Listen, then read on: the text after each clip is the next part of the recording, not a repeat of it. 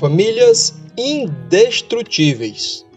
O que não lhe ensinaram sobre a construção de um lar. Do autor Rafael Neri.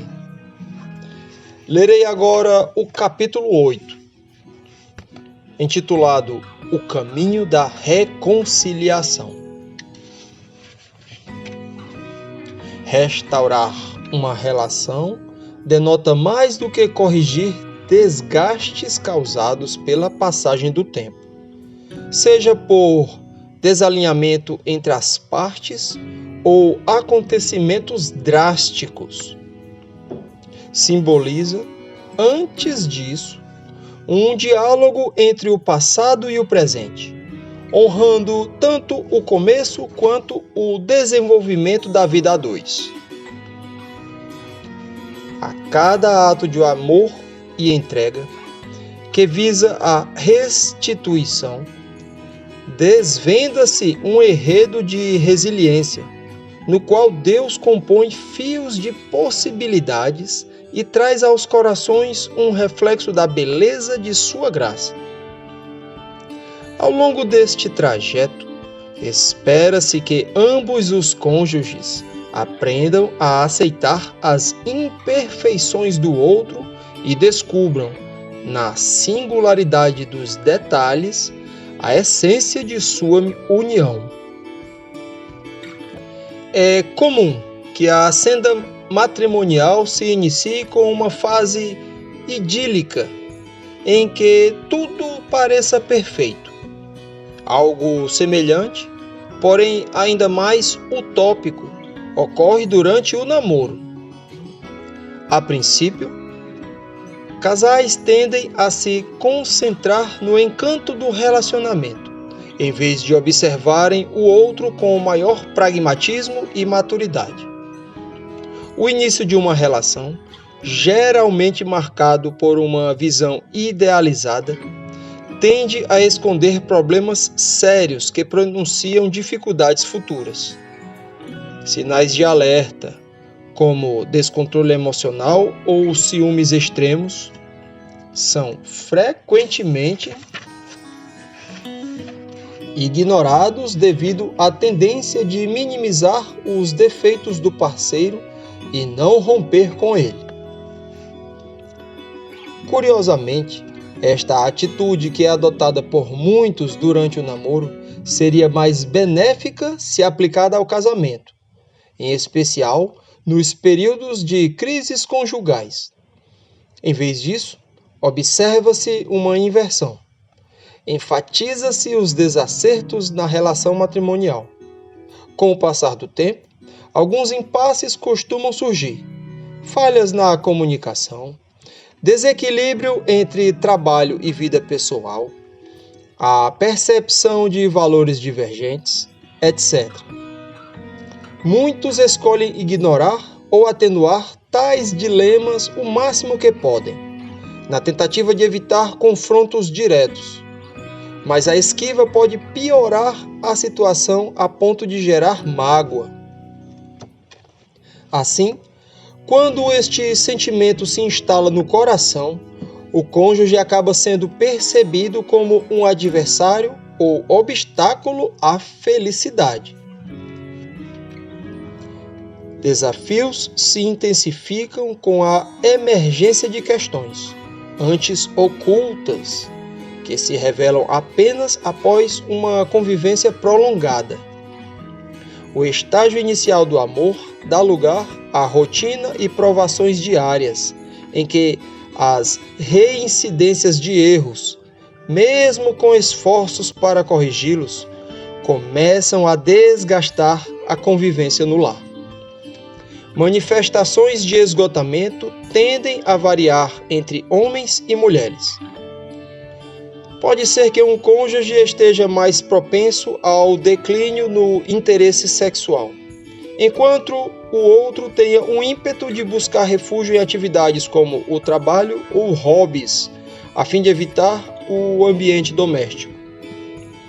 Em casos assim, e em muitas outras situações preocupantes, a permanência na relação pode se dar pela simples conveniência,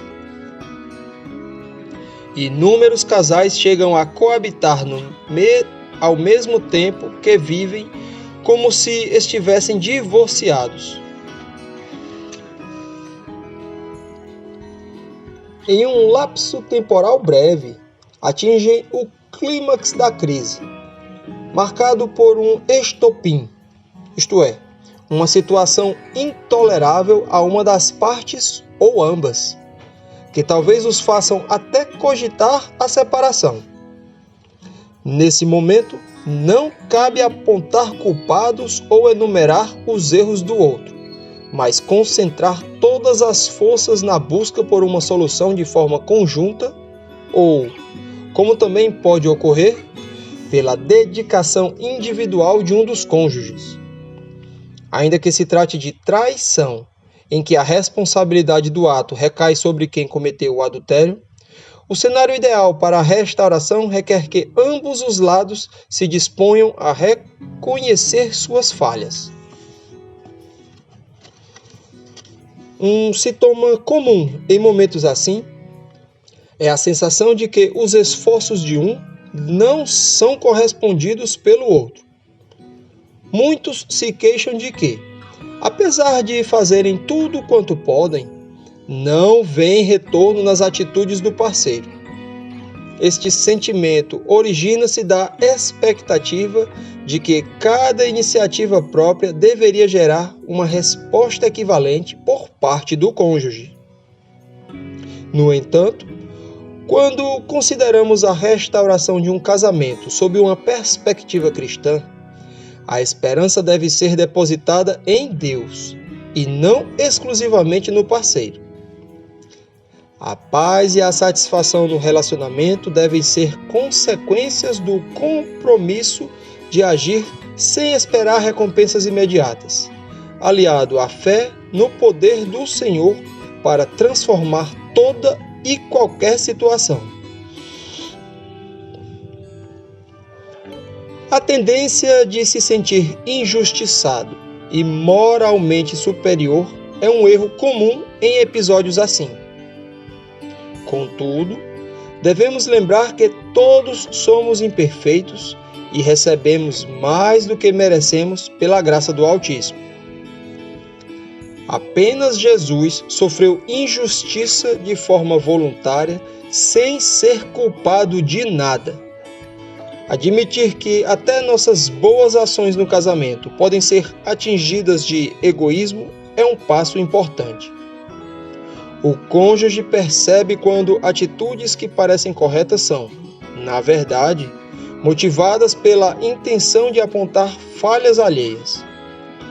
Tratar o reparo de um casamento como se fosse uma competição ou jogo reflete um entendimento equivocado deste processo. O objetivo não é, de modo algum, vencer uma disputa.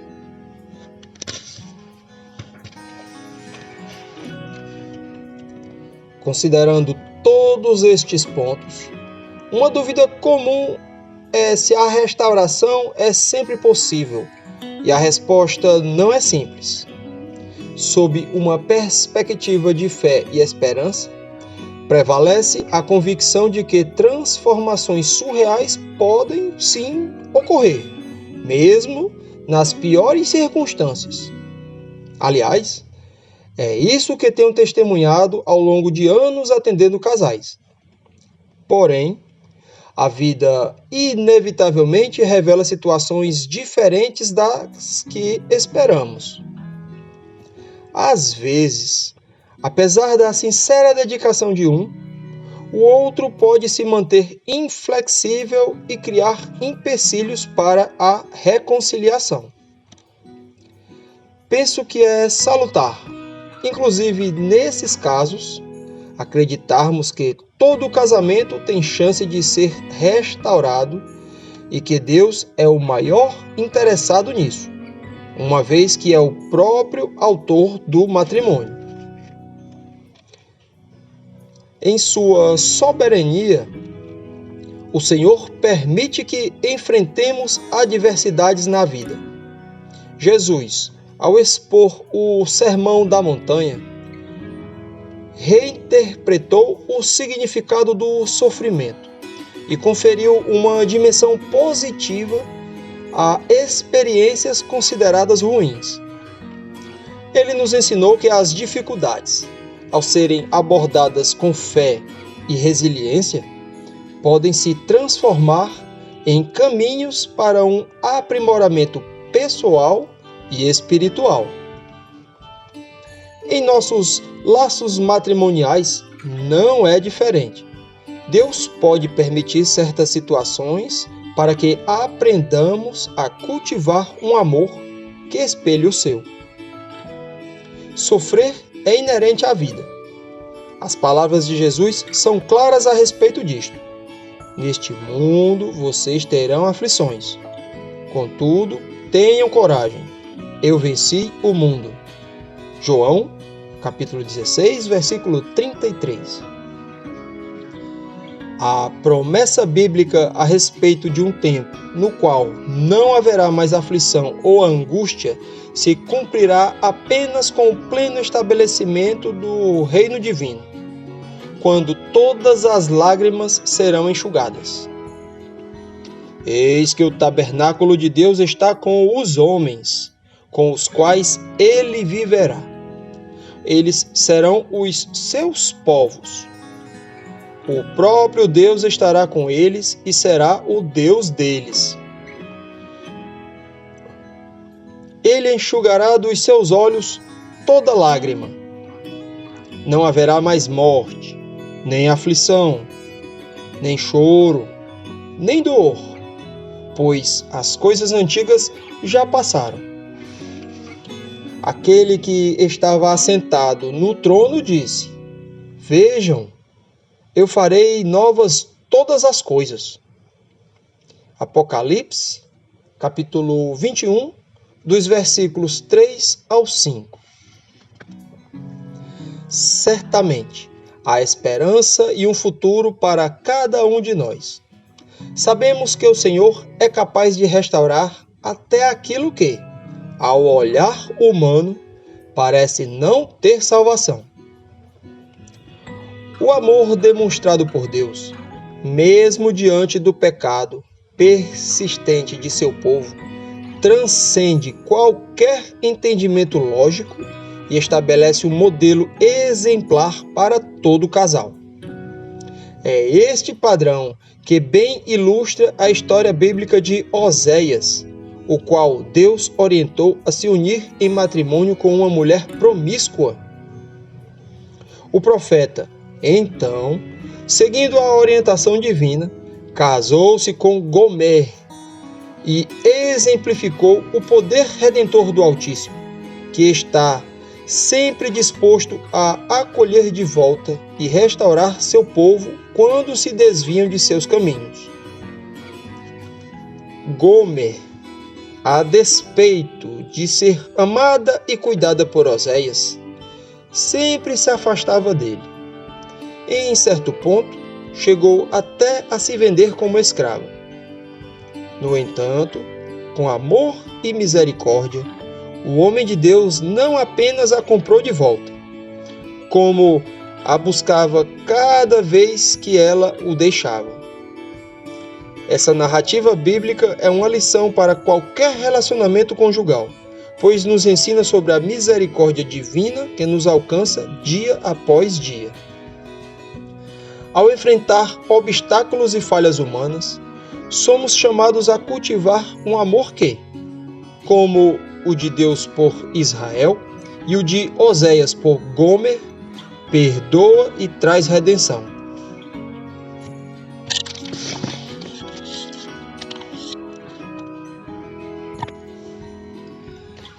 Muitas pessoas, já desalentadas, carregam incertezas quanto à viabilidade de restauração em seus casamentos. Portanto, o primeiro passo é reacender a esperança no coração do casal. Afinal, ela servirá como alicerce para todo o processo. Desse modo, o cinismo é dissipado dando lugar à consciência renovada de que a restituição é, de fato, possível. Testemunhei casos que pareciam impossíveis de serem resolvidos, mas, com a graça do Senhor e a dedicação do casal, podemos testemunhar famílias restauradas. Apesar de o caminho ser desafiador e exigir um grande investimento emocional, de tempo e, às vezes, financeiro, considerando idas a restaurantes, viagens, passeios ou até terapia e cursos de relacionamentos. Os resultados são inspiradores. A cada semana, deparo-me com relatos de pessoas que, após meses ou até anos de esforços consistentes, conseguiram salvar seus casamentos de forma milagrosa. O caminho da restauração envolve não apenas decisões práticas e conscientes, mas também se sustenta com a oração, fé e esperança. Nesse contexto, há palavras de Emily Dickinson em seu poema Hope is the thing with feathers. A esperança é aquela coisa com penas. Ganham um significado especial. A esperança é aquela coisa com penas, que pousa na alma e canta a canção sem palavras, e nunca cessa, em momento algum. A metáfora de Dickinson sobre a esperança retrata como um pássaro pequeno e resiliente que mora na alma e canta sem pedir nada em troca. É bastante evocativa, desperta uma série de imagens, sentimentos e concepções na mente de quem lê ou ouve suas palavras.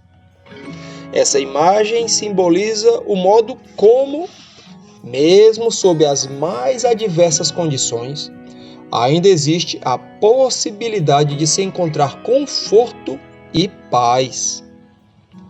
Embora as palavras da poetisa não sejam especificamente a respeito de casamentos, inspiram-nos a reconhecer como a perseverança e a fé podem ser poderosas em diversos contextos, inclusive na restauração do vínculo matrimonial.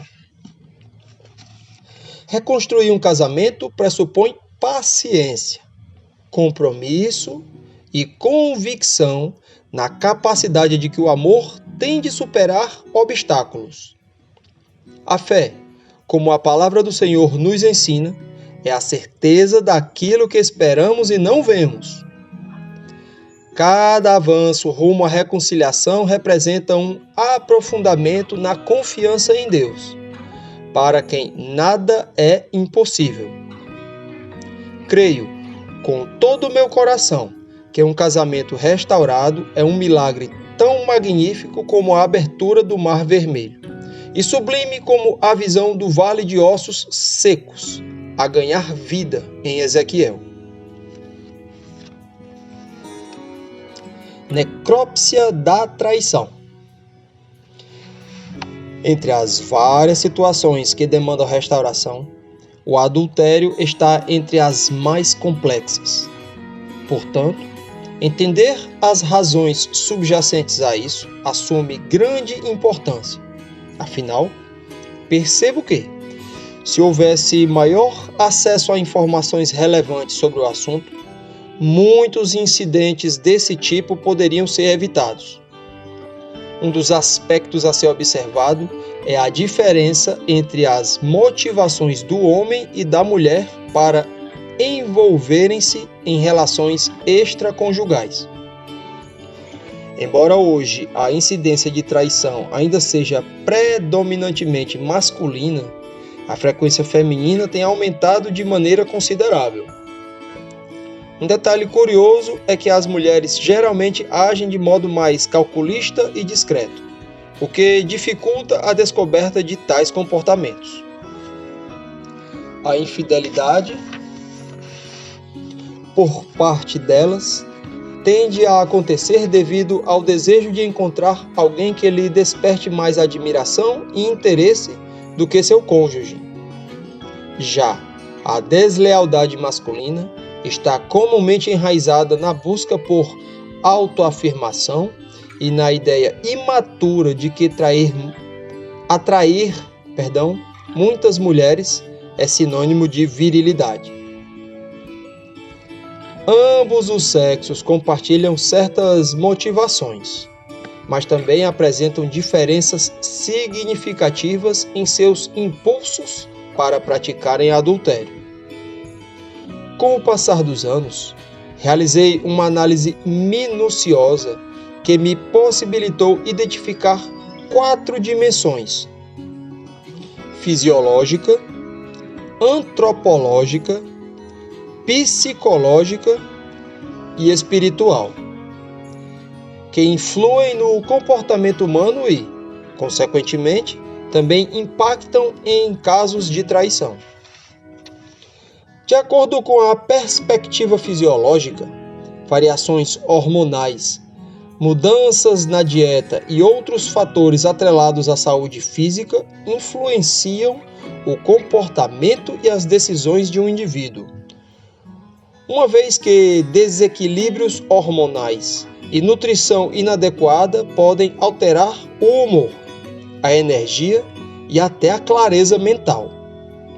Fora isso, desregulação na libido e flutuações na autoestima interferem na percepção que uma pessoa tem de si mesma e do mundo ao seu redor. Já no que diz respeito ao ponto de vista antropológico, há uma teoria relevante, embora limitada, que é a VSM, ou Teoria do Valor Sexual de Mercado. Essa abordagem sugere que a traição muitas vezes decorre de uma espécie de avaliação mercadológica, talvez inconsciente, das pessoas ao redor.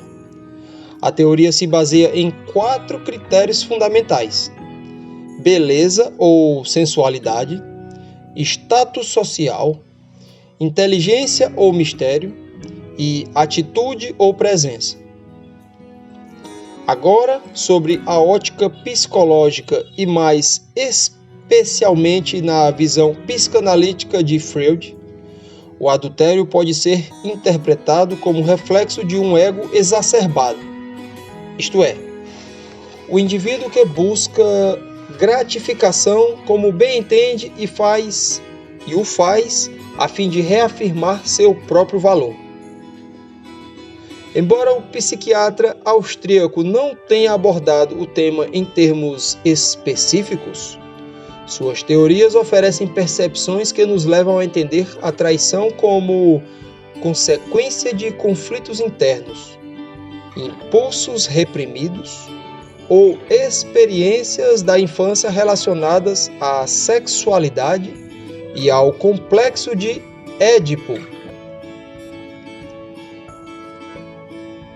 O adúltero pode ser visto também como uma forma de rebelião contra normas sociais ou fuga de problemas. Ao considerar o domínio espiritual, deparamos-nos com influências distorcidas, como o niilismo e até o ateísmo.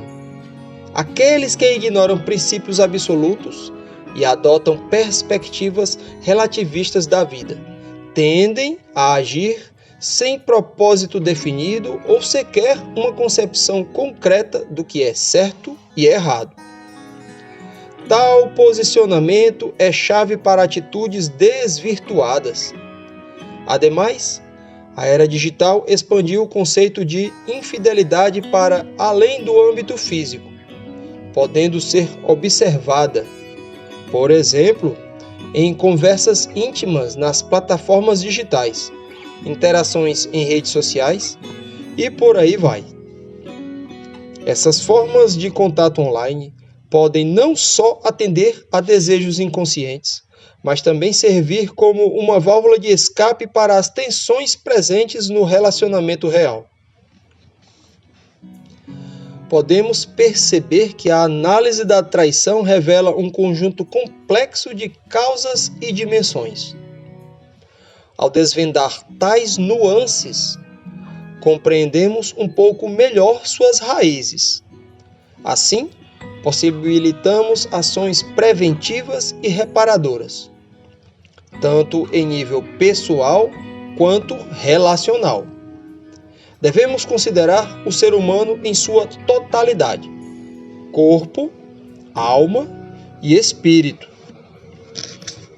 e reconhecer que a solução para tal problema não se resume a tratar apenas uma dessas esferas, mas zelar por todas elas com equilíbrio, partindo da devoção ao divino para direcionar os demais aspectos da vida.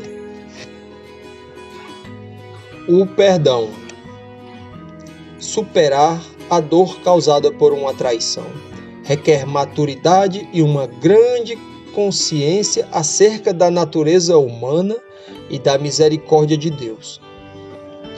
Perdoar se revela, então, uma ação consciente que não apenas liberta a pessoa traída do peso do rancor, ódio e mágoa, como também promove sua cura. Isso porque, ao perdoar, ela rompe com as amarras do passado e se permite olhar para o futuro com leveza e otimismo.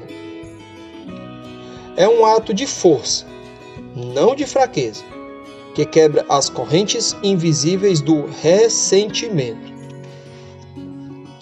Esta compreensão não é apenas teórica, mas encontra ressonância no dia a dia do casal, quando o perdão se faz frequentemente necessário. Minha experiência pessoal com Jéssica é um exemplo claro disso. Nós nos conhecemos quando eu tinha meus 14 anos de idade e ela seus 13. E passamos por inúmeras situações que demandaram perdão um do outro. De modo algum, somos um casal perfeito. Porém, reconhecemos que o casamento é uma jornada constante de aprendizado, crescimento e graça, em que devemos desenvolver a aptidão para lidar com as imperfeições próprias e do outro, de maneira amorosa e compreensiva. Por mais valioso que seja, o ato de perdoar não é o único elemento necessário para se restaurar um casamento. Muitas pessoas me procuram com a dúvida: eu perdoei, mas os erros persistem e o relacionamento permanece fraturado. O que devo fazer? É preciso reavaliar e corrigir o que culminou na crise, e então reconstruir o casamento desde quando as complicações começaram a ocorrer. Isso demanda tempo, paciência e um comprometimento contínuo dos cônjuges para renovarem seu amor um para com o outro. Durante um atendimento, deparei-me com um cenário bastante sensível.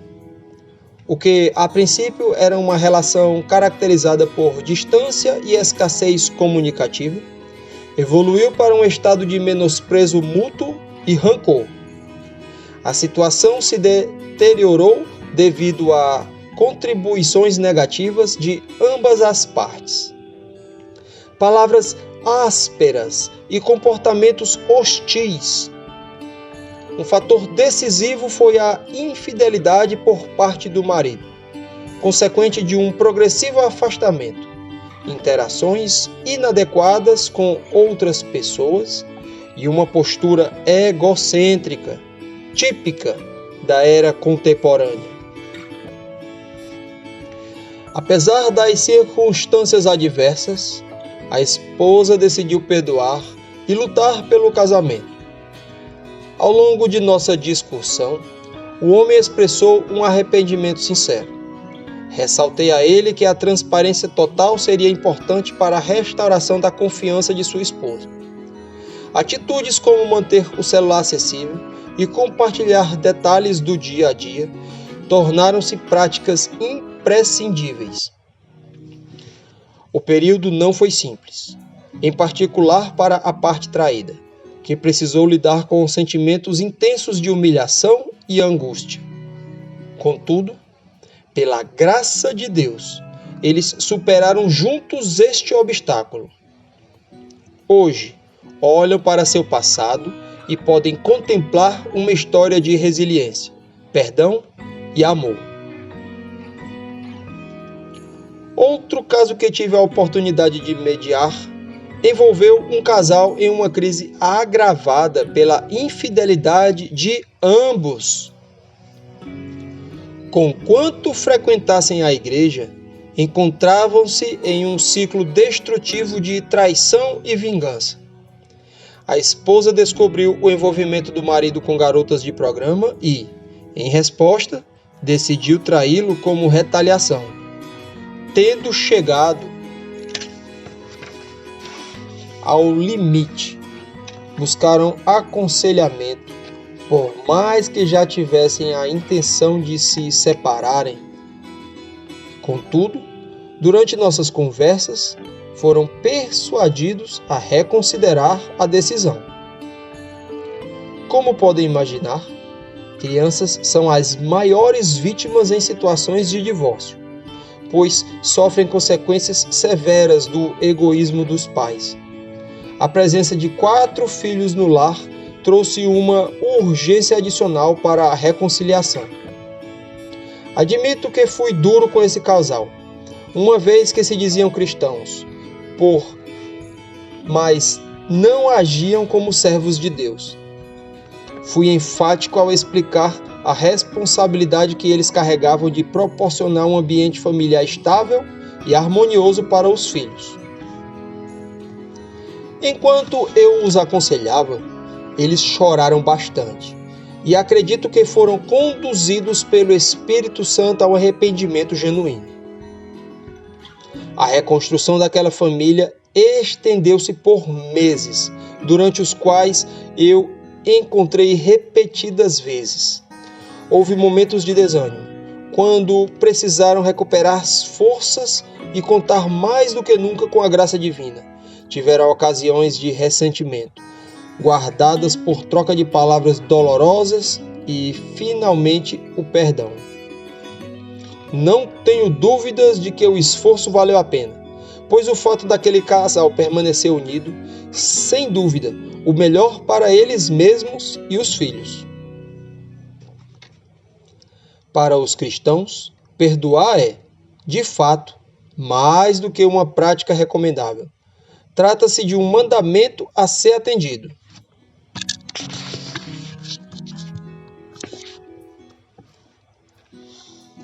A importância disso é reforçada pelas palavras de Jesus. Pois se perdoarem as transgressões uns dos outros, o Pai Celestial também perdoará vocês. Mas se não perdoarem uns aos outros, o Pai Celestial não perdoará as transgressões de vocês.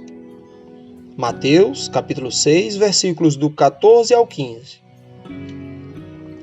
A ideia de não perdoarmos alguém, tendo sido nós mesmos perdoados por Deus diante de uma dívida imensa, é contraditória na fé cristã. Negar o perdão a outra pessoa pode ser considerado, de certa forma, como rejeitar a essência do que Cristo realizou na cruz por nós. Ao fazermos isso, tendemos a ver o outro como um adversário ou inimigo. Em contrapartida, Ao perdoarmos, reconhecemos que o nosso próximo é digno de compaixão, por mais falho que seja. O problema reside no pecado que precisa ser enfrentado e superado. Entendemos que o outro errou não por ser alguém desprezível, mas por fraqueza, por ser humano. O perdão se concretiza geralmente no estágio final da restauração. É algo que, por vezes, demanda tempo, visto que envolve a passagem do luto e transformações interiores complexas. A meta é chegar ao ponto em que a cicatriz da ferida permaneça, mas já não cause dor. Durante o processo, é natural lidar com mágoas e pensamentos ruins. Alguns se deparam com gatilhos, um cheiro, uma cena de filme, que remetem à dor ou à crise no casamento. A maturidade e o autocontrole se mostram essenciais para descartar essas lembranças em favor do que é construtivo para a união. Feridas da alma são curadas, corações se reconciliam e barreiras que antes dividiam são derrubadas. Perdoar é um ato de obediência a Deus, de empatia, além de ser um presente inestimável para aquele que perdoa. Os versos do poema Amor Terceiro, de George Herbert, ilustra tal essência. A humildade e a graça que encontramos no caminho do perdão e do amor verdadeiro.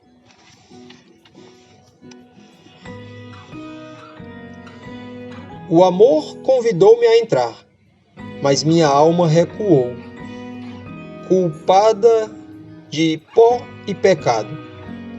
Mas o amor, de olhar atento, notando o seu desânimo, desde que entrei, aproximou-se docemente, indagando se algo me faltava. Um hóspede, respondi, digno de estar aqui. Amor disse, serás tu. Eu? O ingrato? O cruel? Ah, meu querido, não posso olhar para ti. O amor pegou minha mão e sorrindo respondeu, quem fez os olhos, senão eu?